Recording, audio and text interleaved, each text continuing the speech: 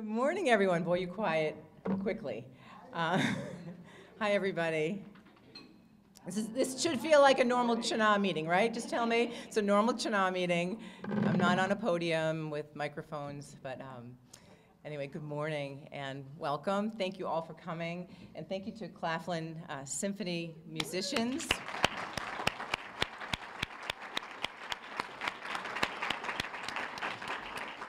In addition to serenading us this morning, we really wanted to make the connection between mental health and music. We had read recently that there were a group of physicians, psychiatrists, neuroscientists who are playing music at functions at Mass General and in Boston. They played after the marathon bombings, they played for patients, and just to illustrate that connection between mental health and music. So it was a nice touch, and thank you again for joining us this morning.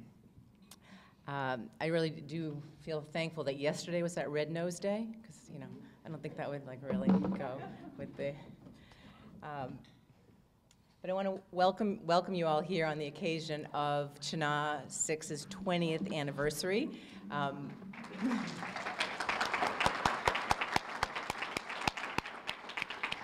There are some of you who have been with CHNA for 20 years. There's some of you who still don't know what CHNA is, and everything in between. But we really feel that we are gaining a lot of momentum, and our numbers are growing, and that's very exciting. This anniversary does present us with an exceptional opportunity to really showcase and recognize the work of all of you today, which is really what this is about. This is really our celebration. So if you're still not sure what CHNA is, and you may be in the same room, the wrong room, this is really the chance.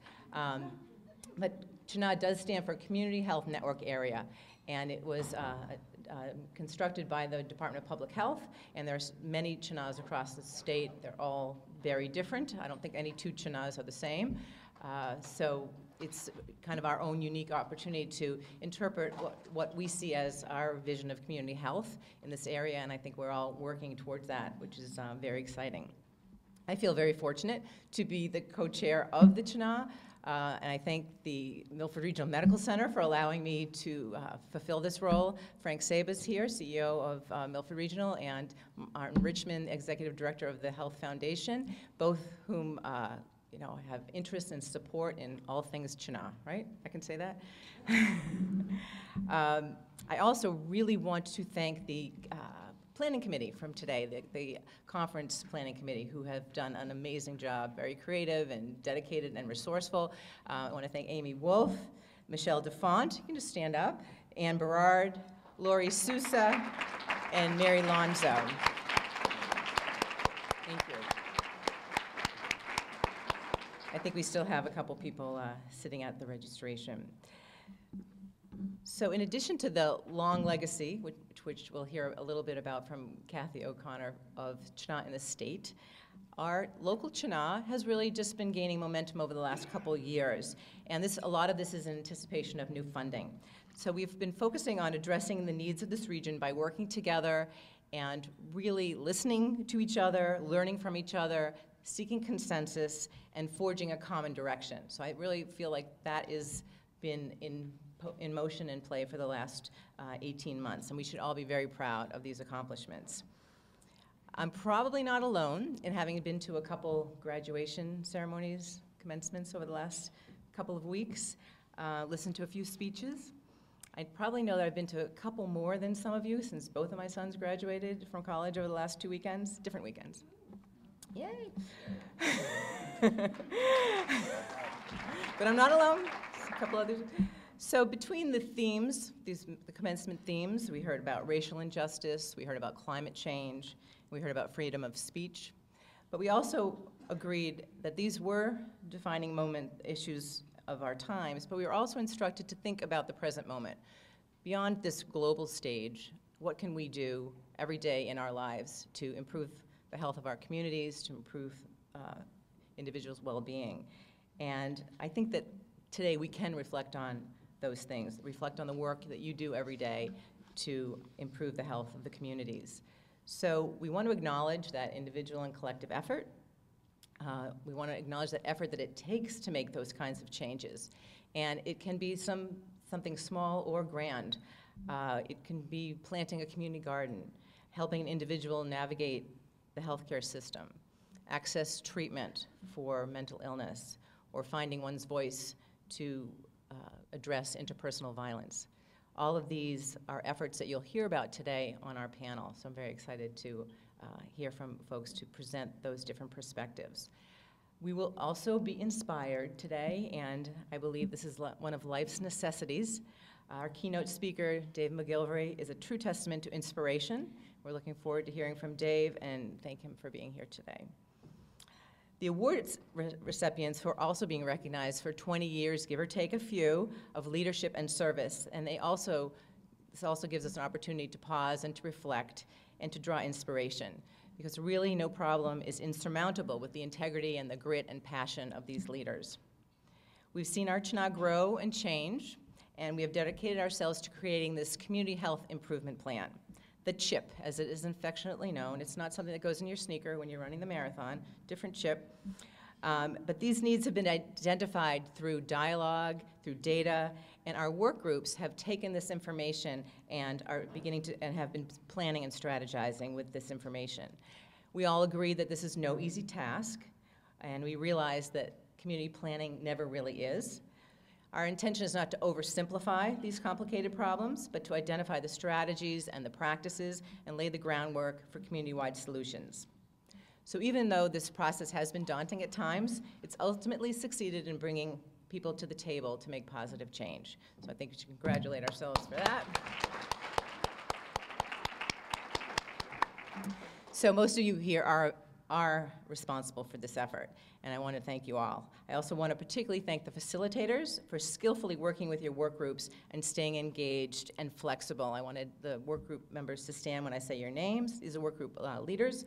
Amy Leone from Community Impact, Craig Maxim from Family Continuity, Julie Lesueur from the District Attorney Joseph Early's office, Marcia Szymanski from New Hope, Brenda Figueroa from Edward M. Kennedy Community Health Center, Kevin Rudden, Menden Council on Aging, Michelle Dalal, Reliant Medical Associates, and Kimberly Cohen from the Hockomock Area YMCA. So, thank you.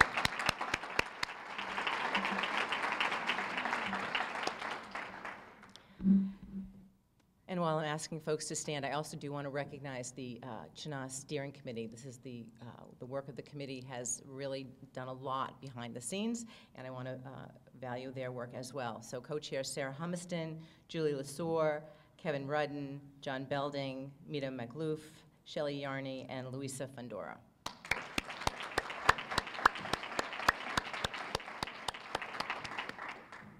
So as we move forward with a shared purpose and plan, we expect CHNA will be ready to support some of the work identified in the CHIP in the coming year. So today I invite you to toast this effort and this vision. We have glasses to toast if you took a parfait. If you didn't, you can toast your water glasses. So to the shared vision and to the efforts of all of you, cheers. And please enjoy the celebration. I'd now like to introduce Kathy O'Connor to give her welcome from the State Department of Public Health. Kathy O'Connor is the Director of the Office of Community Health Planning in the Massachusetts Department of Public Health. She was appointed to this position in December 2013, and in her role, she works with the Determination of Need program, which provides oversight and continues to facilitate the community health initiatives and advocating for the role of community health. Prior to this, she was a director of the Office of Healthy Communities, a position she held since 1992. Kathy began her career as a social worker at the former Belmont home in Worcester, and she has extensive experience working with diverse groups, facilitating discussions, and building consensus within organizations. She's a statewide leader in the Healthy Communities movement. So please welcome Kathy.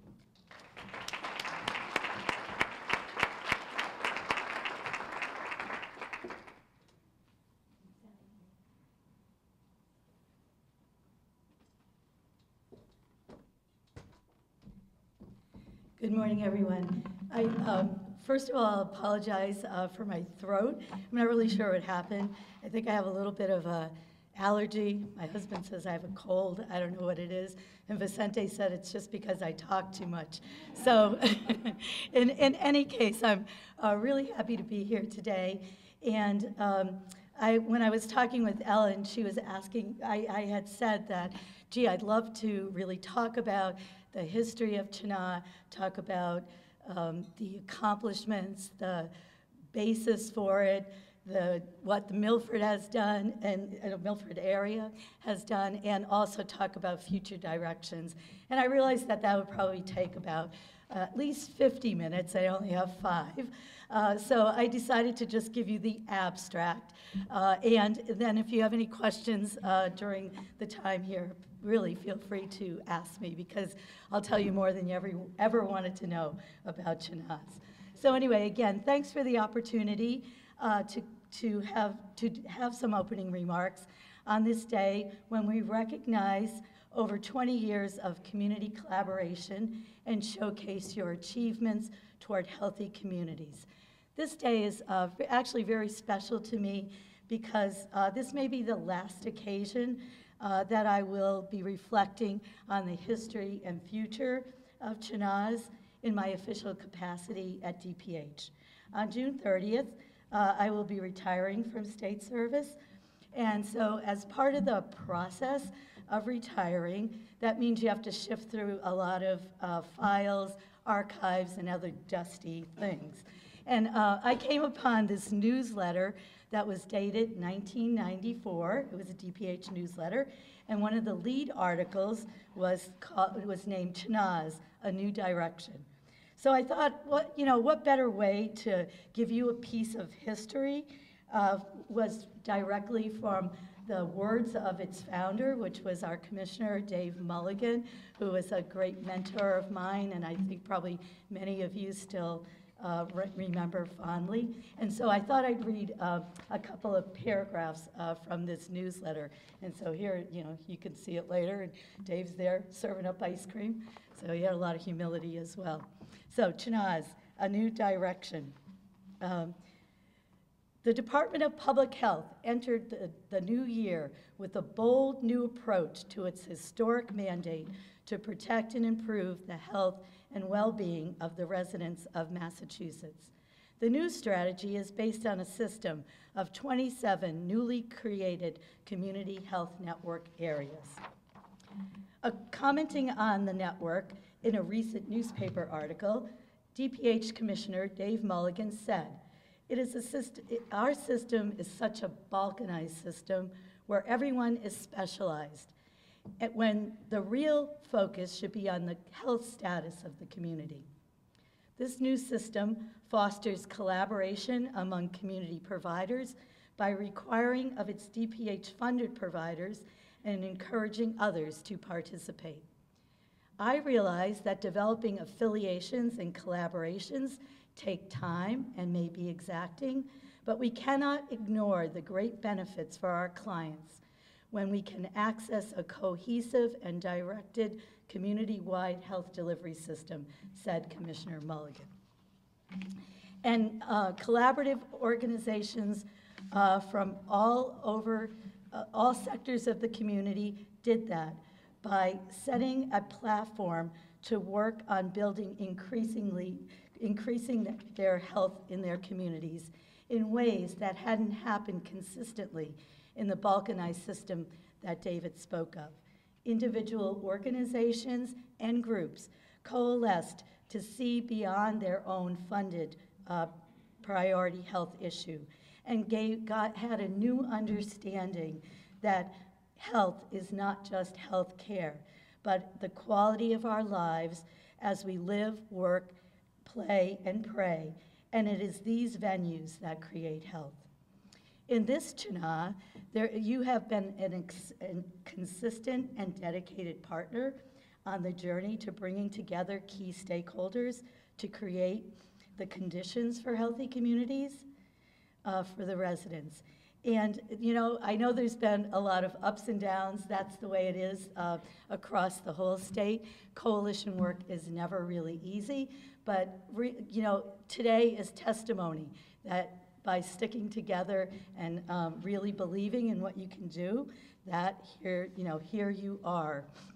I also wanted to recognize that the hospital has been a very important partner and has aligned its mission with the CHNA early on and now, both through its contributions from its DON to community health initiatives, and also by providing human capital through through the participation of hospital staff. And what does the future hold? You will see a glimpse of it today as in this showcase, and there will be quite a few people here talking about what they're doing, and I think that that is part of the future. Now, as when CHNA started, healthcare expenses continue to increase, yet these dollars alone will not improve health. They are very valuable to the help of those that are sick, but as the Affordable Health Care Act is sending a message, it is really about community partnerships. It is your collaborative efforts in schools, in city ordinances, at the Housing Authority, through the Transportation Department, that will create health. And this health must be for all of us. And so addressing health disparities is paramount. Working on breaching long-held institutional practices that benefit some but not all is very important. And ensuring that there is equity across race and immigration status is essential. I know that you're up to this challenge. After 20 years of building relationships, you have stepped up every day, every month, every year to build a resilient CHNA that is committed to healthier communities and directs its initiatives and develops its policies to make an impact. And so that chip, I do toast to that chip. My congratulations to you, and my sincere hope that you will carry on and develop new leaders who will see your efforts continue to bloom for another 20 years. So congratulations.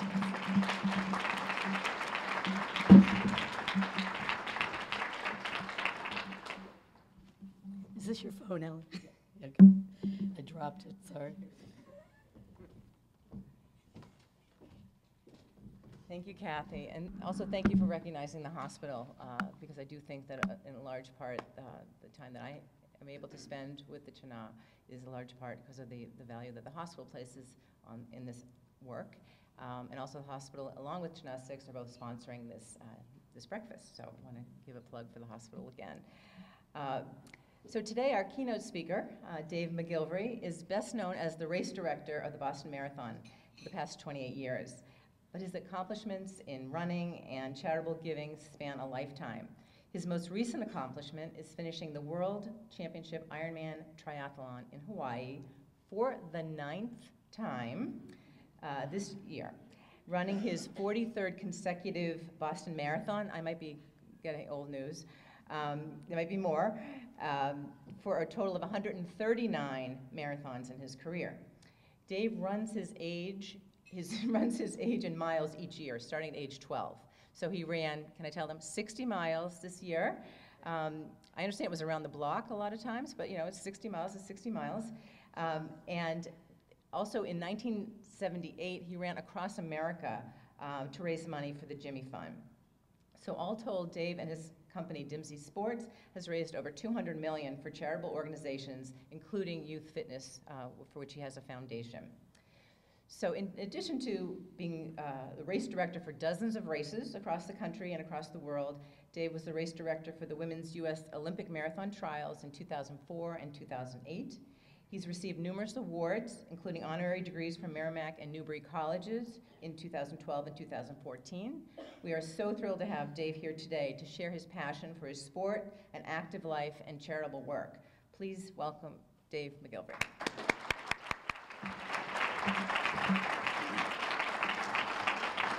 Is this going to be in your way? This is kind of in the way. This is kind of in the way. Can I move this? He doesn't want me to move this. You can leave it there. Okay. That's all right. I just don't want, I want people to be able to see you. Okay. Thank you. Ellen just gave my speech, so does anybody have any questions? I'm done. I'm just kidding. No, I want to thank, in particular, Emily Quinn for inviting me to speak with all of you. I've known Emily for, well, I don't know how old she is, but probably that long, and we've worked on many, many projects together, so I just want to say thanks to her, and thanks to the distinguished head table. They didn't get the memo, evidently, right? But all kidding aside, I've been very, very fortunate enough to be able to give a lot of motivational speaking appearances. I mean, I've appeared everywhere. I mean, I've spoken to every conceivable type of group you can imagine, from kindergartens, high schools, colleges, business groups, sales forces. I mean, I won maximum security prisons. I once spoke to the Junior Catholic Daughters of America Association, myself and 400 women, and a priest. And I drove home alone. You know, it's like the loneliness of the long distance runner, right? So I'm about to share some experiences with you, and you'll be able to identify with a lot of this. I have about a half hour to speak, so I'll go quickly. But first of all, I just want to find out, does anyone in the room here run? Raise your hand if you run. Oh, that's pretty cool. All right, anybody here walk? All right. Well, what the heck do the rest of you do? Drink and eat and party like rock stars? Or, you know, anybody here ever run a marathon? I know some folks over here, right? 5 marathons? Raise it high. 10? 400? No? How many have you run? 13. You gotta get a life. 13. That's great. Anybody here maybe never run a marathon, but maybe just someday you'd like to? Raise your hand. Yeah? What's your name? Andrea? Could you come here for 1 second, Andrea? Come on up here. Come here. Come on up. Come on up, Andrea. Everyone give Andrea a round of applause. Come on up. Gotta make it quick. You want to run a marathon, you gotta go a little faster than that. All right, come on up here. All right, now a real round of applause for Andrea. All right, so we got that done. So what just happened? Other than embarrassing you, what just happened is what happens at the finish line of the Boston Marathon every year. 30,000 people cross the finish line and they get a medal like that. And it happens in races all over the world. And basically, you know what the toughest part about running a marathon is? Signing the application. Yeah, it's having the guts to do that and making that commitment. So someday you will, right? Yes. One more round of applause for Olivia. So I just gave her a medal, and that medal basically says, my next goal is to earn my own medal. So someday you'll earn your own medal. And I've given out about 400 of those medals in the past. And I tell everyone, when you earn your own, you mail that one back to me, okay? Deal? You'll mail that back. Here's my address on the back of the medal, so you'll mail that back. I've given out about 400 of those medals, and I've got back about 380 of them. So your host, I mean, pressure's on, pressure's on. But that's what it's all about. This whole industry is about raising the level of self-confidence and self-esteem of thousands of people. You know, it isn't just a road race anymore. And that's sort of what I want to actually talk to you about. So we all have a story. Every one of you could stand up here and tell your own story. And it's a human interest story. You can motivate and inspire all of us. You can. And my story began when I was a young boy growing up in Medford, Mass. And when I was growing up, I wanted to be one thing and one thing only. And that was an athlete. I wanted to be an athlete. But unfortunately for me, I was physically challenged. And basically what I was more vertically challenged. I was short in stature, as you can tell. Haven't grown much since then. And unfortunately, I was always the last one cut when I went out for baseball, basketball, whatever, in high school sports, any sports. I was always the last one picked when my friends bucked up for sides. You know, so it was very, very devastating to me as a young boy who wanted to be an athlete, always getting rejected. So I didn't dream about being a race director, right? I dreamed about being an athlete. That's my head on Larry Bird's body, right? But we all have dreams, we all have aspirations, we all have visions of what we want to be and where we want to go in our life. But unfortunately, it doesn't always mean that it comes true or that it's an easy road. So I always dreamed about being an athlete. And when I went out for like Little League, I made the team because they didn't cut you from Little League. Everybody who went out made the team. So I made those teams, but unfortunately, when my friends bucked up for sides, again, I was always the last one picked. So let's see if this comes on. You can raise the volume. That's really where it all started. Was the best. And the last one picked was the worst. I had to go home every day with that feeling. I said, how do I overcome this? How do I prove to them that I'm up for this, that I am good? Again, I've always felt there's three types of pains. There's physical pain, there's mental pain, and there's emotional pain.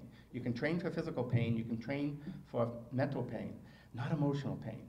That was emotionally devastating to me, to be rejected all the time. My friends would buck up for sides, and I got Pete, I got Ralph, I got, Tom, I got Joe, I got Sally, I got Emily. They picked the girls over me even, So for me, that was really tough to overcome, but I had to just continue along to my way. So here's a picture of my high school basketball team. Which one in this photo is me? It's a while ago, like a bunch of years ago, but which one do you think is me? Bottom left, right? So probably bottom left. Well, none of them are me. I got cut. That was my problem. I didn't make the team. That's what I'm trying to drive at here. And the coach of the team, he's on the upper right-hand side, and he's no Wilt Chamberlain himself. And he comes up to me and he says, puts his arm around me, looked down at me, and everyone looked down at me, and he says, hey, Dave, if you were 5 inches taller, you'd be my starting guard. And I went, what? Coach, if I was 5 inches taller? I thought it had to do with ability level, not how tall you were. So I challenged the center to 1-on-1 to 21, the guy in the back there, number 30. And he was like 6'5", and I was 5'4.037 on a good day. And I beat him. And I threw the ball off the court, and I said to myself in that ripe old age of 14, 15, that I will never, ever, ever allow anyone to tell me I'm not good enough, that I don't belong. And I said, I won't be denied. So I went home. That was a defining moment in my life. Because I could have said, forget it, I'm done, I'm toast, I'm not an athlete, and lived a life of crime or something. And instead, I said, no, I'm not going to do that. So I went home that night, and I put a sign over my bed, because there's signs everywhere in our life.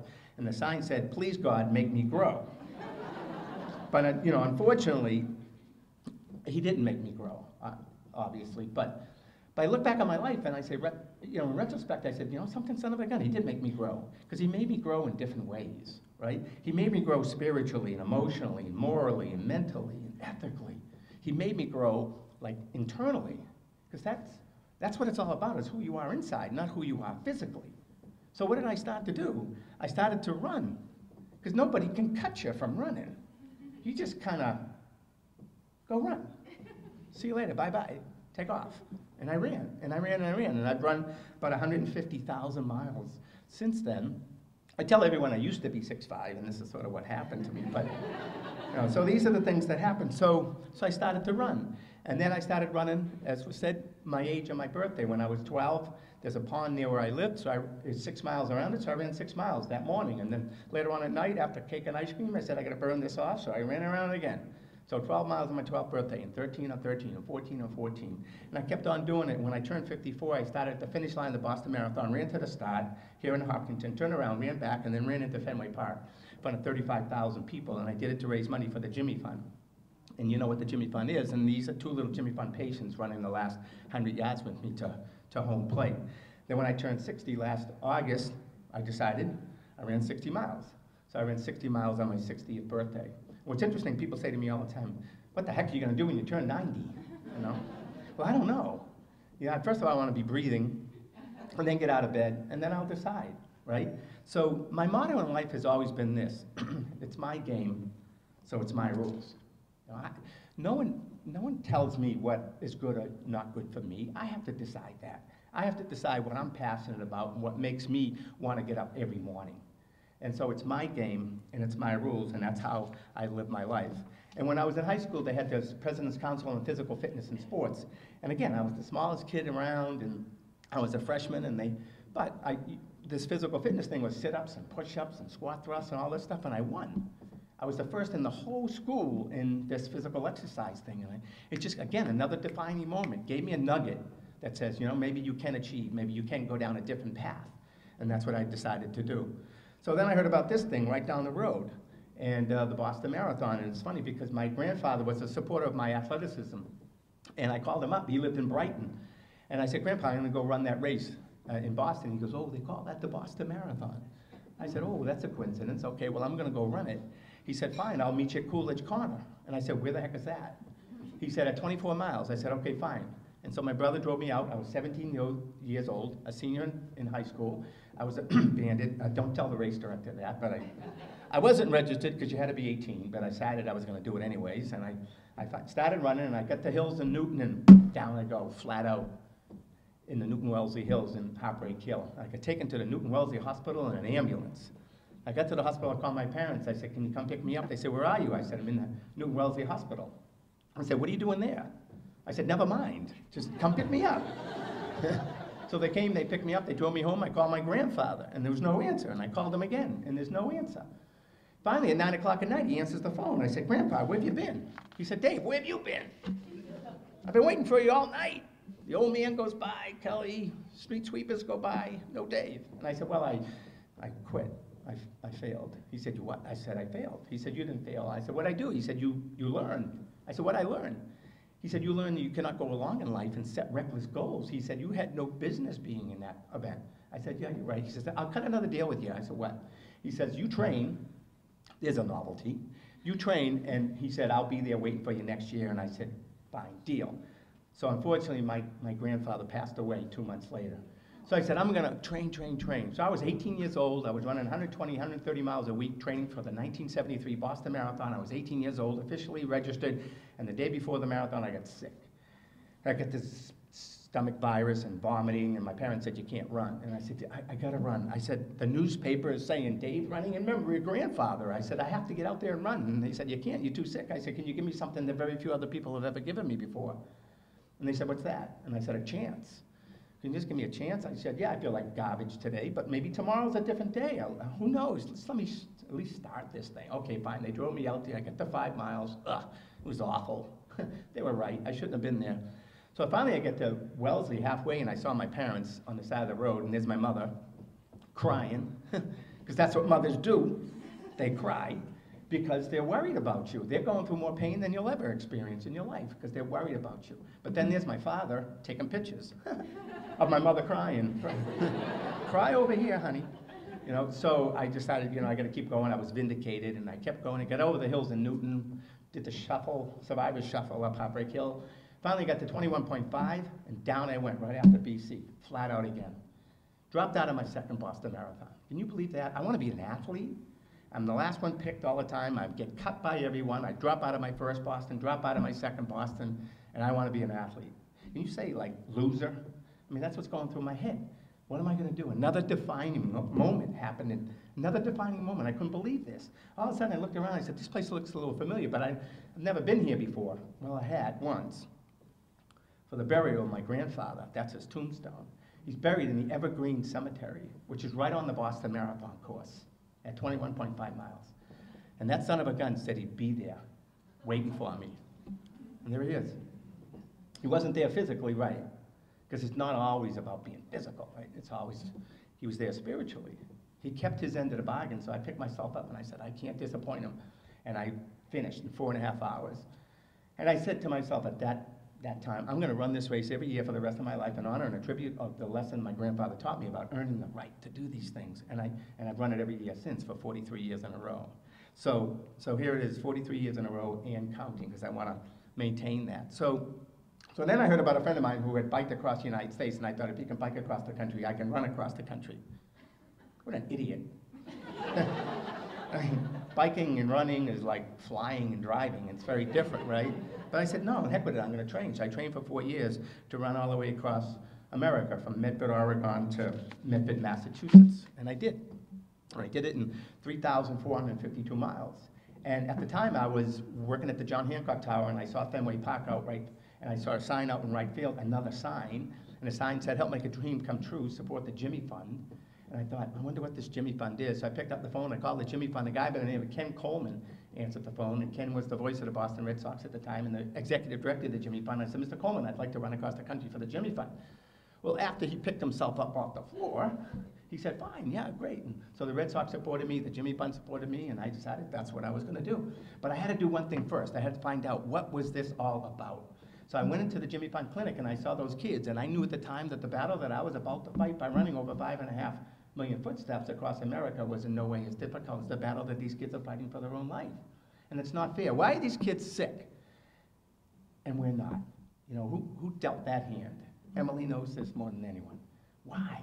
You know, but I said, I can't take care of them. I'm not a doctor, but maybe I can help in other ways, and that's why I wanted to do that. But I saw another sign in the Jimmy Fund clinic, and this is the sign I saw.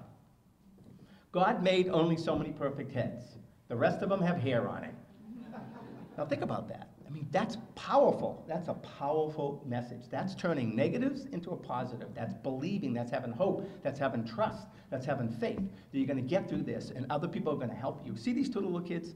They were my sort of heroes at the time. And the Jimmy Fund said, these two kids are gonna support you the entire way. And they supported me through my run across the country and all these other things I did. Kid on the left name is Brendan, the girl on the right is Tara. They were really sick, these two little kids. You know, they were being treated, chemo, everything, right? And you know, the years passed and I lost contact with them and I just didn't think they made it. You know, because back then it was tough, right? And I didn't think they made it. And about 6 months ago, I was out for a run and I was thinking of Brendan and Tara and those years back then and everything. And I said, wonder what happened to the kids. So I said, what the heck, I'll look, you know, I looked them up on Facebook. I found them both alive. One is in Florida, one's in Rhode Island. And I said to myself at that time, you know, it works. The good work that you people do to help people like them works. It works. You save lives. You're doing God's work. And so I just decided I was going to continue to do this for the rest of my life, right? So there I am running across America, and you know, organizing the thing was more difficult than actually running. You know, it's funny, I lost 9 pounds running across America, just 9 pounds. It's not a great weight loss diet program, right? You want to lose 9 pounds, run across the country, you'll lose 9 pounds. Yeah, I'm not going to get a lot of people to sign up for that, right? So, but that's basically, and I could tell you all different things that happened, why I went west to east across America and stuff. We don't have time for all that, and all the different stories about cattle chasing me and locusts of grasshoppers through the state of Nebraska, and I felt like I was running on Rice Krispies for 300 miles. And so I had a support crew with me of 3 guys following me, and to be quite honest with you, I was the original Forrest Gump. You know, why this guy gets all the credit, you know? So, and he didn't shave much. Look at me, there's him, there's me, there's, you know, I shaved, he didn't, whatever. Anyways, I can go into a lot of different stories, but that was that. And so I actually started ceremonially in the Kingdom in Seattle, and I finished in Fenway Park in front of 35,000 people on August 29, 1978. And it was funny because the Red Sox said, okay, you can run halfway around the warning track and just stop at the home plate. I said, fine. I get in there and they're cheering and cheering. I kept on running. You know, I said, the heck with this. I ran across the continent. They're not pulling me off of here for anytime soon. I'm lucky I'm still out there running. So let's see if this thing comes on, and maybe not. Yeah. He ran coast to coast to raise money for the Jimmy Fund. Coast to coast run from Medford, Oregon to Medford, Massachusetts. He has just run 80 days, averaging 43 miles a day. A Fenway Park greeting for Dave McGilvery.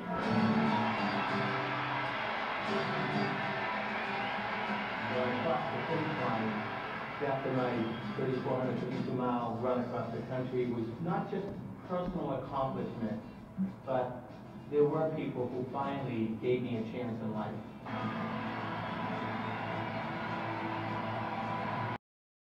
People that were more being rejected by others or themselves, that was always in that family. That's the motto that I live by. So right after this was over, I got asked to be on Good Morning America, and the moderator said, wow, that was pretty miles across the country. I looked at him like he had 3 heads. Like, why would I want to do this again? And I've done it like 3 more times on different occasions, because I always feel like you don't want to live off your past. You don't want to live off your laurels. You always want to look ahead, and you want to live for today and plan for tomorrow, and not get yourself all riled up about the past. So I decided to do a relay across the country called Trek USA. It came literally right through Milford here when we were finishing up. And we did it for 5 children's charities here in the Boston area. So I got 9 friends of mine, and we relayed across the country the same course I did solo 25 years before that. And here I am throwing out the first pitch at Fenway Park. Look at that neck. I think some of these players are on steroids. Look at that guy, right? No, only kidding. So all different things. And then I heard people say to me all the time, especially kids, what's your greatest accomplishment? And I always say, my greatest accomplishment is my next one. It's what I'm gonna do next, kind of a thing. So I decided to do the Hawaii Ironman triathlon in 1980. And it's 2.4 miles rough, open ocean water swim, 112-mile bike ride through the lava fields, like you're riding on the moon, and then a marathon, all in one day. And I read about it in Sports Illustrated, and I said, right up my alley, right? But I had 2 problems. One was I didn't know how to swim, and I didn't own a bike. So I figured I better, like my grandfather taught me, I said I better earn the right to do this. So I trained and I did it, and I went back 7 more times. So I did it 8 times in the 1980s, and then I ran up the East Coast of America with this guy Bob Hall. Here he's a physically challenged guy. He's a pioneer of wheelchair racing in the United States. Well, Bobby and I ran up the East Coast of America from Winter Haven, Florida, back to Boston to raise money for the Jimmy Fund. And we stopped off at the White House and met the president at the time, Jimmy Carter, in the Oval Office. And it was funny. President Carter says to me, he looks at me, he says, so Dave, he says, you doing it to benefit anyone? I said, yes, Mr. President, we're doing it for the Jimmy Fund. Well, his eyes lit up, and he thought we were raising money for him. And I said, no, the Jimmy Fund is never mind. So anyway, all different types of things. And then a friend of mine worked at Walpole State Prison, and he asked me if I'd come in. And first of all, he called up famed marathoner Bill Rogers, and he didn't want to come in and run a race against the inmates. And Bill says, I think I'll take a pass. Smart guy. And then they called me up and said, Dave, you want to run against the inmates? I said, yeah, sure, why not? What can go wrong, right? So I decided to go inside the prison, and there's a dirt track they built, and so, we decided to do a 10K race inside. There's about 500 inmates, and about 50 of them were running. So someone fired the gun, and no one fired a gun, but someone yelled go, and we took off, and we're running around the prison yard, had like 11 laps. What's the one thing I said to myself, don't do in this race? Win. Don't win. Don't win. You'll diss these guys, right? And so I said, okay, I'll sit back. So we're running, and I'm in 3rd place, and the guy in 1st place drops out. Then we keep going. The guy in 1st place again drops out. I'm in 1st place. What would you do? I don't know. Defining moment again. And all of a sudden, the guys watching it are saying things to me that I can't repeat in this room that they're going to do to me. And I believe they're going to, because they've done much worse to get in there. And then all of a sudden I hear ping, ping, ping, ping, ping. I said, what's going on? And all of a sudden they're throwing rocks at my head, and it's hitting the chain link fence there. I'm saying, okay, this is kind of serious. So I said, what do I do? And I just said, I'm going for it, and I won. And I crossed the finish line, I won the event, broke the brake tape, a roll of toilet paper. And then the guys come up to me, and they put their arms around me. Hey, we were only kidding. You're only kidding. You're throwing rocks at my head. So it was pretty, so see this guy, his name is Ralph, and I said, Ralph, you're a stud. He really is a stud. This guy was like built like you wouldn't believe it, probably because he was in solitary for so long, and all he could do was sit up some push-ups. So I said, Ralph, I can't believe, I swore I never asked you guys why you're here, but why are you here? He says, well, I was a wrestler at the University of Arizona, and I was winning everything, and I missed making the Olympic team by 1 spot. I said, oh my God, Ralph, so like you were cut? He goes, well, I guess you could say that. And I said, well, I was cut too. Ralph went left, I went right. Fine line, isn't it? It's a fine line, with people in life. Fine line. And then he could have been standing up here talking to you right now. Could have been an Olympic hero. He lived a life of crime. I decided to run and do other things. Right? He actually, unfortunately, got murdered in a prison a few years later. It just made me really sad to realize, just like that. Just like that. That's why people need our help, and we got to push them over to one side or the other. Got to push them to the right side. Got to push them to the right side. So, it's just pretty amazing how that all occurs. So then my brother works for the Carroll Center for the Blind in Newton. He said to me one day, you're raising all this money for charity. Why don't you raise money for the Carroll Center? I said, what do you want me to do? He says, why don't you run the Boston Marathon and raise money? I said, no one's just going to give me money just to run the marathon. Now we're raising $40 million a year doing it, right?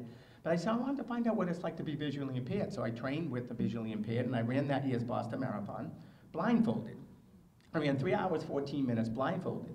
I had 2 guides with me. I could have run much faster, but they couldn't run any faster. So, you know, I got hosed. But what I learned about in that run, like I learned in all my runs, is the whole concept of dependence and independence. And I was dependent on them. I say, you know, was dependent on them to get me through the course. I never want to depend on anyone to get me through the course of life. That's why I want to take care of myself, so I don't burden anyone to have to take care of me for me, and I can put myself in a position to help other people. That's why it's not selfish to take care of yourself, right? So these things I learn as I go along. So then I did a 24-hour run for the Rentham School and finished inside, at the time, Foxborough Stadium in front of 60,000 people, raised money and stuff like that. People say to me all the time, why do you run into all these stadiums? You know, Fenway and Gillette Stadium and all that stuff. I said, well, I figured if I do these runs and I finish in front of my house, I'm gonna have my mother there, my father, 3 pigeons and 6 squirrels, right? So I'm trying to bring exposure to a cause, you know, and to try to raise some money. So I did all these different runs and triathlons and all this foolishness, and you know, meeting all these celebrities like Matt Damon does a lot of my races, and Lance and Joni and the Red Sox and Marvin Hagler and Louis Tiant and Kaya Skremski and all these different people, and they're all much taller than me and so on. And here I am with, the day before the Boston Marathon, with Rob Gronkowski and Dave Collins. I have to stand on a chair to have an eye-to-eye conversation with them, right? So these are the types of things, but you know, we all get along. So I was driving down Route 93 one day, and people say to me all the time, what do you want to be when you grow up? And I said, I still don't know. And all of a sudden I saw this billboard, and I said, that's it. That's what I want to be, right there. Not a Girl Scout, an accomplisher. I want to be an accomplisher, and that's literally the way I've lived my life. I just want to accomplish things, get things done, put them down on the to-do list, accomplish them, check them off, and move on to the next one. So just moving right along as far as doing things, and people said to me all the time when I was younger, they say, well, in this business, what do you do for work? I said, I'm a race director. You know what?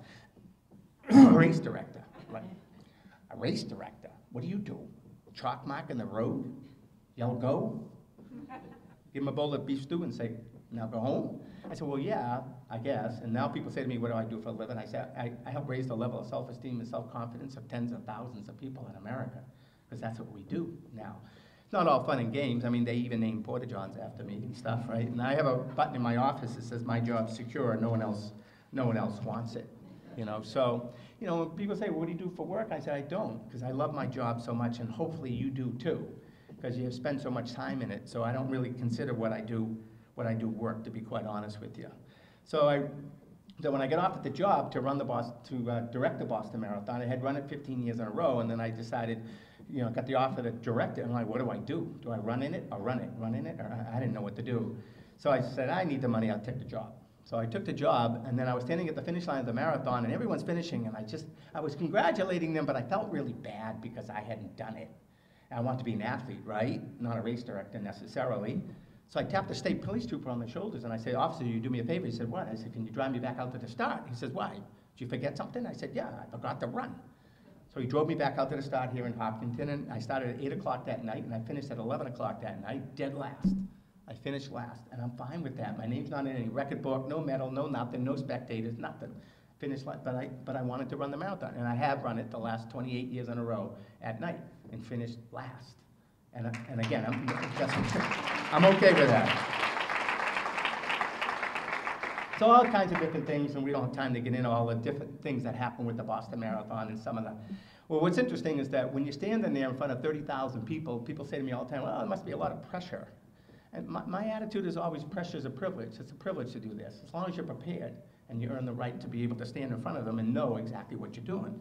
So that's why I do love my job. So doing all these different things, the Olympic trials in Boston and St. Louis, and I started my own Children's Fitness Foundation to help with childhood obesity and give kids a chance and make them feel good about themselves and all that. So looking ahead to sort of kind of wrap it up a little bit is, you know, back whenever it was always about competition, you know, and now it's all about participation. The walls of intimidation have crumbled, and people are believing in themselves. That's literally what we're all about. So the lessons learned, what have I learned in doing all this? I've learned that there are no mistakes, only lessons, and that the failed experiments are as much a part of the process as the experiment that ultimately works. That ultimately works. In other words, you know, there's no such thing as failure. It's just learning experiences. You can't succeed in anything unless you have the guts to try. So we got to try. We have to try. And I've also learned that we should always live our dreams, and that people who say it cannot be done should not interrupt those who are doing it. They really shouldn't, and that's what happens so many times. You get discouraged because people say, you can't do that, and you tend to believe them. You know, well, I don't. And that's why, here's a picture in the Boston Herald a couple of months ago. It was funny because I always wanted to be second baseman for the Boston Red Sox. There's Dustin. And I always wanted to play for the Celtics, and there's Raja Rondo, and look at Tom Brady for the Patriots, and all of a sudden I'm stuck in the middle there. Like, how did I get in that picture, in that article? You know, it just made me realize that, you know, if you work really hard, maybe you can be part of the team, you know, in a different way, your game, your rules. So that's why I wrote the book called The Last Pick. People say to me all the time, what's your book about? And I always say it's about the person reading it, because you're all in the book. You know, you're all in the book, because we all have to overcome adversity and hurdles and challenges. And none of us are immune to that. It's just how you deal with it, how you cope with it, what your attitude is going in and coming out. So that's why I wrote the book. So again, we always should set goals, not limits. And I really do believe that the worst injustice anyone could ever do to themselves is to underestimate their own ability. That's really the worst injustice. You know, all of us have something in common in this room right now. We all have the same thing in common. Know what that is? We woke up this morning. A lot of other people didn't. And you had nothing to do with that. But what you do for the rest of the day is in your hands, and how you make the best of it is in your hands. So that's why we always have to take advantage of our ability level. And there's no such thing as an individual award. You know, even though we get the medal, Andrea, you got the medal, it's not always yours. It's a team approach. As people supported you, we have to always remember that and recognize that. So, and the last thing is I learned that no matter where in this country my car breaks down, I'll be able to run home. So to finish this, now here's a quote that I really like. I expect to pass through this world but once. Any good things, therefore, that I can do, and any kindness that I can show a fellow being, let me do it now. Let me not defer it, nor neglect it, for I shall not pass this way again. In other words, you know, don't procrastinate. You don't know what tomorrow's going to bring. If you can get it done today, do it. You know, do it today. And see this little girl in this picture? Her name is Katie. She was being treated at Children's Hospital. And Katie called me up one day and she said, hi, my name's Katie. I want to come see you at the Boston Marathon office. I said, fine, come see me. So she comes to the Boston Marathon office, and she comes in a wheelchair, and she says, and she goes to the conference room, and I look at her, and my jaw dropped. And Katie, little Katie, is 26 inches tall. And she looks at me, she says, I got a question to ask you. I said, what's that? She says, can I run the Boston Marathon? I said, you want to run a Boston Marathon? She said, yeah, I want to run the Boston Marathon. I said, ask me a difficult question. She said, I can? I said, yep. I can run the Boston Marathon. I said, yeah, you can run the Boston Marathon. She said, well, I got a caveat. I said, what's that? She said, my marathon is 26.2 feet. I said, all right, 26.2 feet. Got it. All right, fine. Well, she trained like everyone else. I mean, she was emailing me every night, asking me what to eat and splits and whatever. It was classic, right? So the morning of the race came, the helicopters are flying, athletes from all over the world, and here comes little Katie in a wheelchair out to the start. I cordoned off 26.2 feet with barricades, right? And she gets out of her wheelchair into her walker, and I yell, go, and she takes off from here to the wall practically. Took her 7.5 minutes, and she finished. And I put a laurel wreath over her head and a medal around her neck. And I gave her a big hug. And all of a sudden, like 9 hours later, I'm running my marathon at night. And I'm running down Boylston Street, dark as anything, and I see one lone figure at the finish line waiting for me, Katie, waiting for me. And she put a laurel wreath around my head that she made and a medal around my neck that she made. And here's the medal. She made me this medal. And she put this, that's the medal in the picture right there. And she put this medal around my neck, and she looked up at me, and she says, ha, I beat you. You know, she beat me. But, so her game, her rules. Her game, her rules. And that's really what means so much to me. Unfortunately, Katie passed away a couple of years later. She had like 35 operations. I mean, but she was able to fulfill her goal of running in the Boston Marathon. So it's all about not neglecting the important things in life, family, friends. And obviously what happened in 2013 was tough for all of us, but we all persevered. Here's me and my family standing at the finish line of the marathon. About 45 minutes later, the bombs went off right behind us. I happened to come back out here to start my marathon when I got the phone call saying what happened at the finish line, and off I went to go back into Boston to help out with all of this. But those two guys, they messed with the wrong crowd, right? Because we were able to be resilient and determined to come back. And there's Jeff Bauman, and I've done a lot of talks with him, and you know, these people have been inspiring to all of us. So the last thing I want to just tell you and let you go is that, you know, I've done all this running, okay, 150,000 miles, 9 Ironman across the country, up the coast, big deal, right? So I'm thinking to myself, oh, I'm invincible, Superman, you know? There's no kryptonite in my life, right? Wrong. And I went out, tried to run about a year and a half ago, and all of a sudden I could feel this difficulty breathing. I'm like, what's going on here? And then I went to the Mass General Hospital, and I had all these tests done, echocardiogram, stress tests, EKGs, everything. And the doctor said to me, nope, nothing wrong with you. I said, nothing wrong with me. I can't breathe when I run. What do you mean? I said, you got to give me the big boy test. You got to give me the big boy test. You got to look under the hood. So they did. They gave me a CAT scan. They saw a mess and an angiogram. And they come into the operating room, and I'm lying on that table, and the doctor looks up on the monitor and he says, there. I said, I can't believe it. I said, I had severe coronary artery disease. Like, how did that happen? Well, you know, I thought I was a fit athlete, right? And it was amazing, because for the first time in my life, that was, you know, I was 59 years old, I realized that being fit doesn't mean being healthy. I thought it did. And I looked at the doctor and I said, I got one question to ask you. He said, what's that? I said, is this reversible? He said, well, it depends. I said, depends on what? He said, it depends on the person. I said, well, you're looking at him. Right here. He said, you? Yeah, if you do the right thing. I said, well, tell me what the right thing is. Sign me up. I'm there. I changed everything. I mean, I changed everything, my nutrition, my diet. Now, you always used to believe if the furnace is hot enough, it'll burn. Yeah, right, it'll burn, but it'll leave something behind. That's not good for you. I didn't know that at the time, or I was in denial, you know, and sleep. You know, I always thought sleep was overrated. I still do, kind of, but, you know, it's like I want to get as much out of every day as I can, not lie prone on a bed. And there goes my life, you know, kind of a thing. Stress, the bombings, everything else. I got to reduce stress in my, I had to change everything. I changed everything. I lowered my cholesterol level by over 100 points. I lost 27 pounds, and I reversed my severe coronary artery disease without medication by over 50% in about 6 months. In about 6 months, there's the coronary, there's the narrow and the blockage and everything. And that's when I decided, I transformed everything. Decided to get back to shape again, run like the Dickens, and then I was running to raise money for the MR8 Foundation in memory of little Martin, and there's Meb and I running the Falmouth Road Race, and that's when I decided to go back to Hawaii and do the Ironman triathlon one more time, because that was my magnet. That was gonna be the thing. My goal for the Ironman was not to get to the finish line. My goal was to get to the starting line, get to the start. So here's this, if we can just hit that. Now there's a, let me, this is, go left, go left. Yeah. Oh, not that one.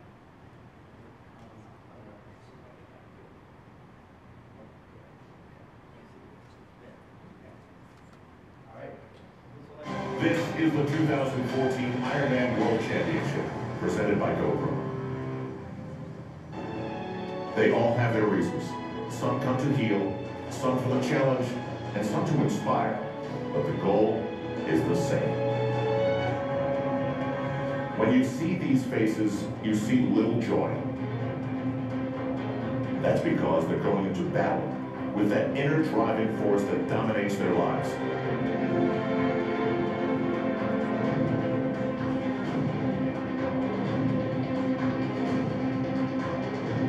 How to be better, how to be dedicated to that, and answer the question, what's the hardest thing I can do, and go get it. An event like the Ironman World Championship is a celebration of the human spirit. When anyone or anything threatens that spirit and passion, the athletic community will respond. In the case of the fateful events that took place at the finish line of the Boston Marathon on April 15, 2013, the entire world responded. On that day, marathon race director David McGilvery was confronted with the unthinkable. I was actually back out at the start in Hopkinton, and I got a phone call saying what had happened at the finish. We rushed right back I went into the medical tent and I realized for the first time how serious this was. I got stopped by a police officer and he said, "Hey, where you going?" I said, "I'm going up to the finish line." And he said, "No, you're not." I said, "Well, I'm the race director, here's my ID." And he said, "It's not your race anymore." Just so emotional to witness all of that.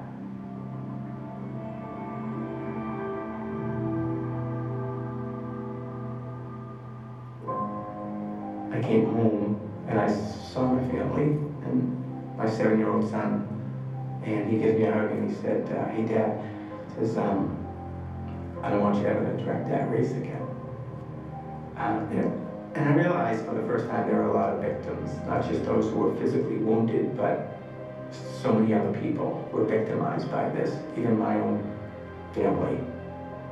And then about 2 months later, he came up to me and said, "Hey Dad, remember I said I never want you to direct that race again?" And I said, "Yeah, Luke, I remember." He says, "You know why?" I said, "Why?" He says, "Because I want to direct it."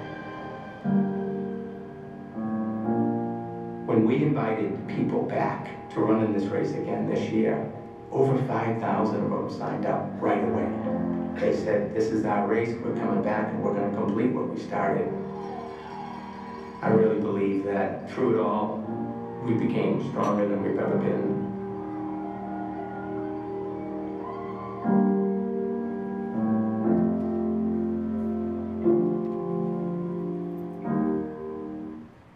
Boston Marathon race director David McGilvery persists through the bike and now is in transition too. He gets started on what is a very familiar task, running a marathon. Although the scenery here is much different than Boston, the image is a strong message. No matter what, the ideals that these people have deep to their core cannot be stopped. 2013, Boston. Despair. Today, the opposite. Having been involved in this industry for the better part of 35 years, when initially I was asked what I did for a living, I used to mumble that I was a race director. What do they do? Chalk marking the road, yell go. But now when people ask me what I do for a living, I say I help raise the level of self-esteem and self-confidence of tens of thousands of people in America. And really that's what I think this is all about, because that's the very foundation and basis by which you accomplish anything else in your life. When I cross the finish line, it's not going to be my own accomplishment. It's everyone around me that supported me to get to the finish line.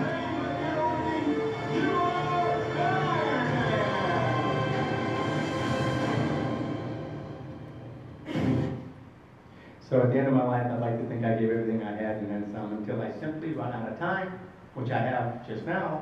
So thank you very much for having me. I appreciate it. Thank you very much.